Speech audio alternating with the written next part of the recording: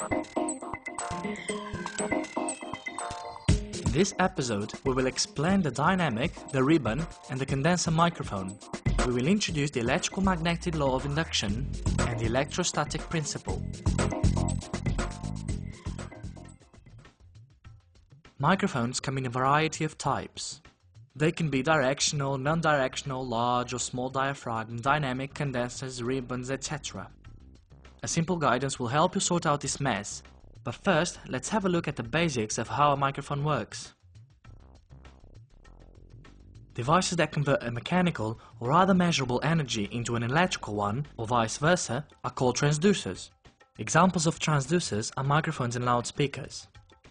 Microphones are transducers that convert mechanical energy, the sound, into electrical energy, voltage or current.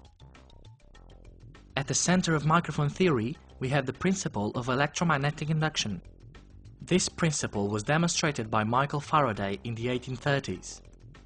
If a magnet is moved through the center of a coil of wire, an electric current is induced in the wire which is proportional to the magnet's motion.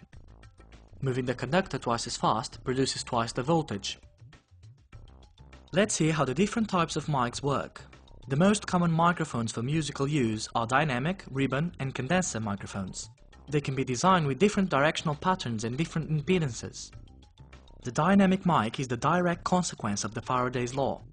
In this type of microphone, the diaphragm is attached to the coil. Thus, when the diaphragm vibrates in response to incoming sound waves, the coil moves backwards and forwards.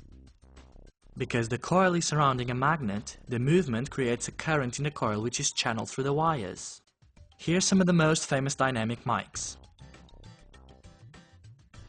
Because the moving coil is heavy, this mic is less sensitive than the other types of microphones, which makes it good for applications with high sound pressure levels. Ribbon mics operate under the same principle of electromagnetic induction. In ribbon microphones, a narrow strip, generally aluminium, is suspended within the field of a strong permanent magnet. When sound waves cause the ribbon to vibrate within the field, the motion of the ribbon cuts the lines of the magnetic force and causes a current to be induced in the ribbon. Since aluminium conducts electricity, this rather small current is available at the ends of the ribbon and can be sent down a cable and amplified. They do not require external power, but they have much lower sensitivity than condensers. Ribbons can be destroyed in an instant if you blow into them.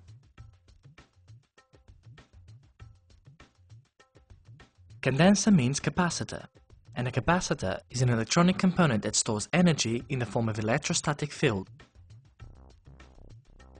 The term condenser is actually obsolete, but that stuck as the name for this type of mic which uses a capacitor to convert acoustical energy into electrical energy. A capacitor has two plates with a voltage between them. In the condenser mic, one of the plates is made of a very light material and acts as the diaphragm. The diaphragm vibrates when struck by sound waves, changing the distance between the two plates and therefore changing the capacitance. When the plates are closer together, capacitance increases and a charge current occurs. When the plates are further apart, capacitance decreases and a discharge current occurs. A voltage is required across the capacitor for this to work. This voltage is supplied either by a battery in the mic or by external phantom power. Here are some of the most famous condenser mics. If you're careful with the sound pressure levels of the sources, the applications for these mics can include the whole of the audio spectrum.